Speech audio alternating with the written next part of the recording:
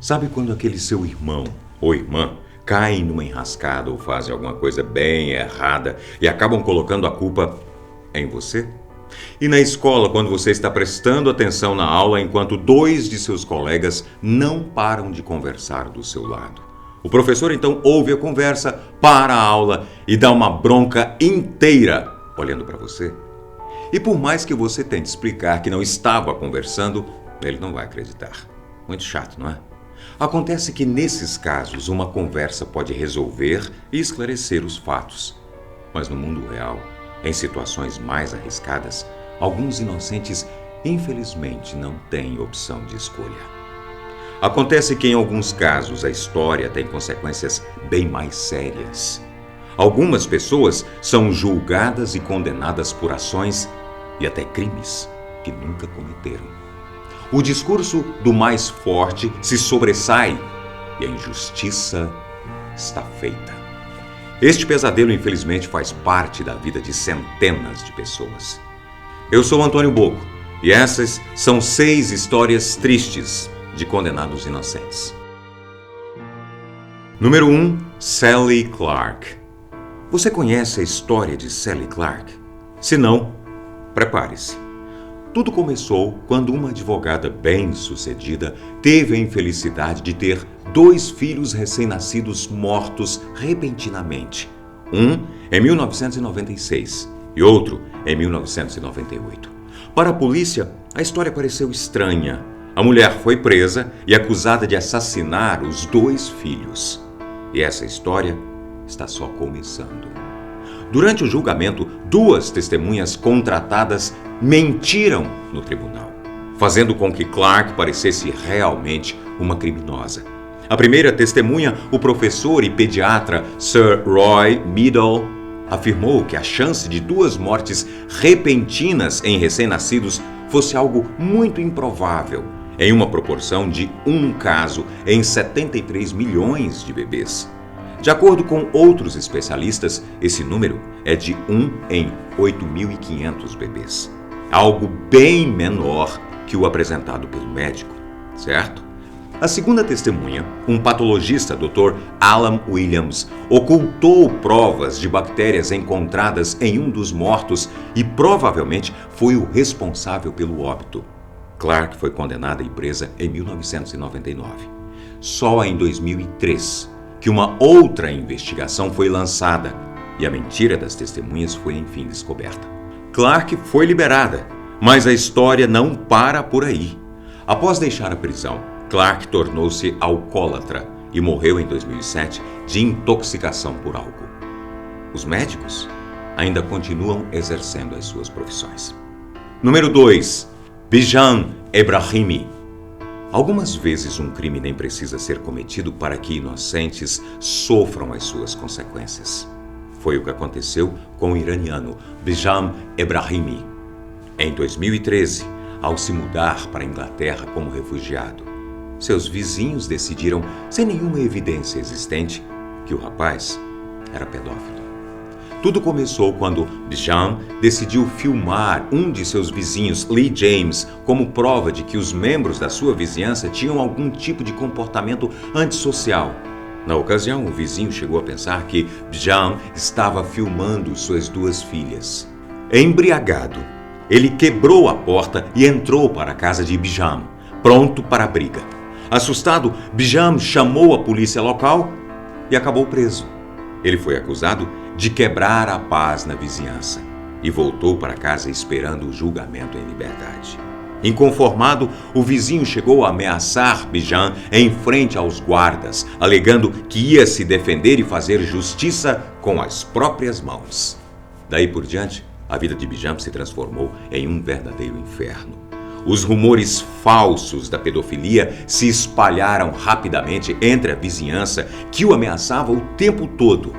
Bijan chegou a falar com a polícia local, informou sobre o que vinha acontecendo e disse, com todas as palavras, que sofria risco de vida.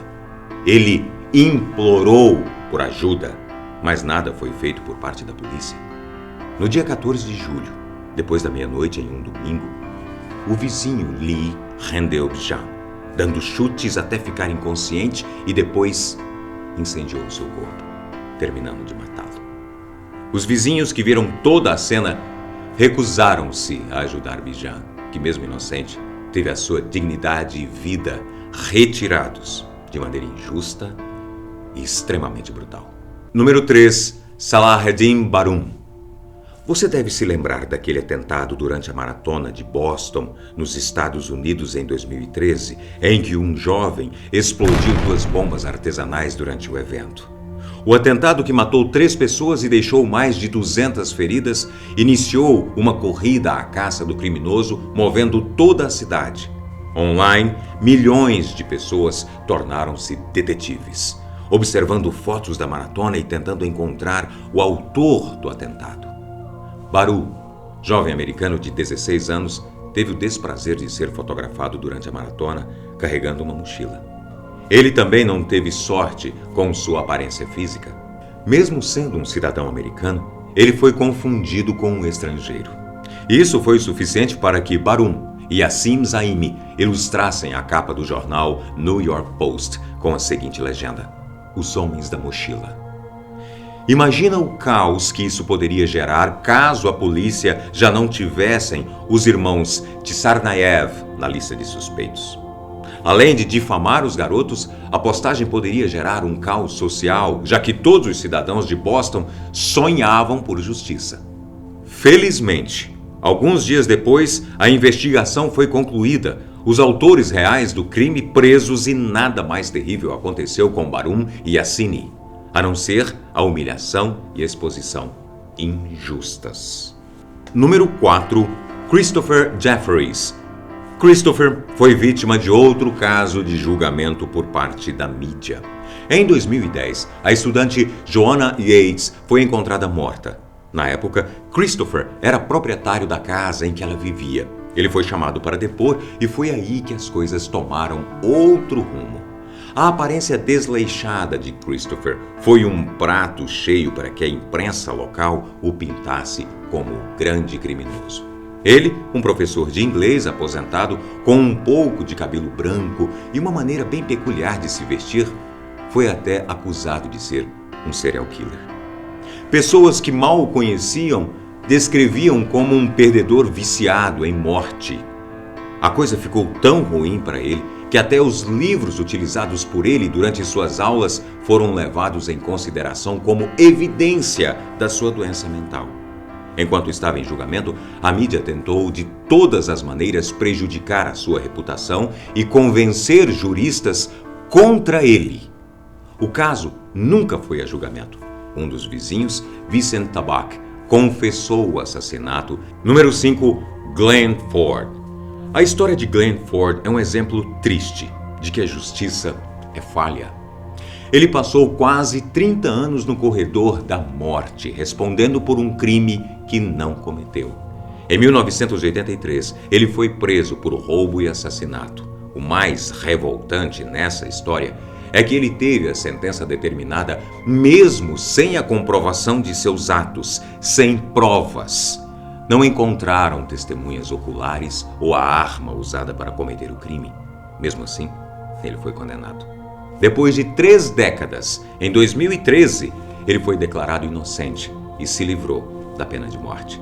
Um estudo publicado pela revista científica Proceedings of the National Academy of Sciences estima que pelo menos 4,1% dos condenados à morte nos Estados Unidos da América são inocentes.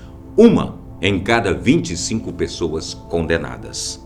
Número 6. Timothy Evans. Timothy, um cidadão de Londres, foi enforcado em 1950 por assassinar sua esposa, Beryl, e seu bebê, Geraldine.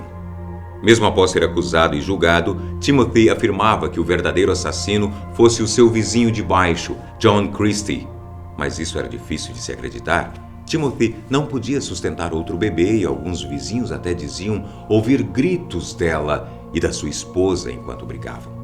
Outros afirmavam que ela sofria violência doméstica. Segundo os investigadores, Timothy tentou forçar o aborto de seu filho, mas deu errado. Quando chegaram ao local do crime, a casa da família, a polícia encontrou o corpo das 2 vítimas em um pedaço de pano. Não tinha o que contestar. O caso estava encerrado e Timothy foi executado. 3 anos depois, uma coisa inesperada aconteceu.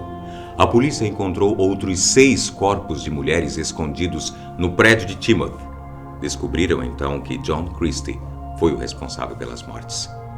Lembra do vizinho que Timothy chamava de assassino? Pois é, o próprio.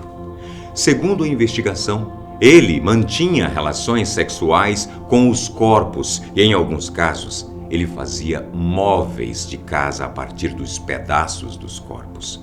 Ele era um serial killer e Timothy estava certo, porém executado. Esse foi o nosso vídeo de hoje.